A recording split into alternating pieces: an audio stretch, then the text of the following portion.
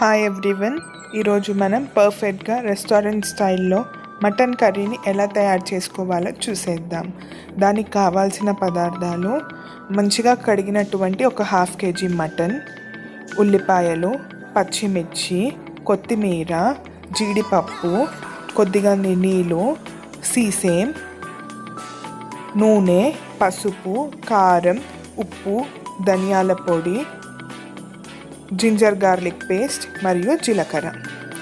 ముందుగా మనం ఒక కుక్కర్ని పెట్టుకోవాలి.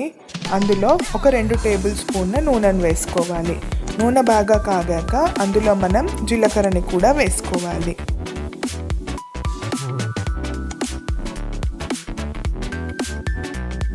జీలకర్ర బాగా వేగాక ఇప్పుడు మనం ఇందులో కట్ చేసి పెట్టుకున్నటువంటి పచ్చిమిర్చి, ఉల్లిపాయలని వేసుకోవాలి.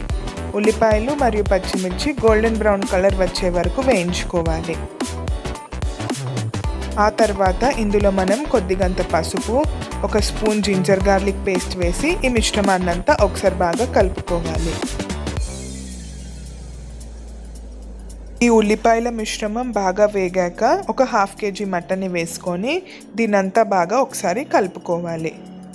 కలుపుకున్నటువంటి మిశ్రమంలో రుచికి సరిపడినంత ఉప్పు, కారం, కొద్దిగంత ధనియాల పొడి వేసి మళ్ళీ ఈ మిశ్రమాన్నంతా బాగా కలుపుకోవాలి. మూతని రివర్స్గా పెట్టి ఒక 5 నుంచి 10 నిమిషాల వరకు ఈ మిశ్రమాన్ని మగ్గనివ్వాలి.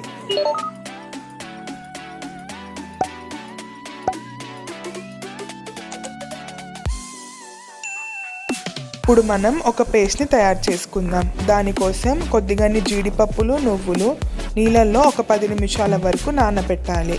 ఇప్పుడు ఒక మిక్సర్ తీసుకొని దాల్చిన చెక్క, లవంగాలు, యాలుకలు వేసి ముందుగా మనం తయారు చేసుకున్నటువంటి పేస్ట్ని ఇందులోకి వేసుకోవాలి. కొద్దిగాని నీళ్లు పోసుకొని చూపించిన విధంగా ఒక ఫైన్ కన్సిస్టెన్సీ వచ్చే వరకు పేస్ట్ని తయారు చేసుకోవాలి. 5 నుంచి 6 నిమిషాల తర్వాత మటన్ని తీసి ముందుగా మనం తయారు చేసుకున్నటువంటి పేస్ట్ కొద్దిగానే నీళ్లు పోసి ఈ మిశ్రమాన్నంతా ఒకసారి మనం బాగా కలుపుకోవాలి. ఆ తర్వాత మూత పెట్టి ఒక 5 విజిల్స్ రానివ్వాలి. 5 విజిల్స్ తర్వాత మటన్ ఈ విధంగా ఉడుకుతుంది. ఒకసారి ఈ మిశ్రమాన్నంతా బాగా కలపాలి.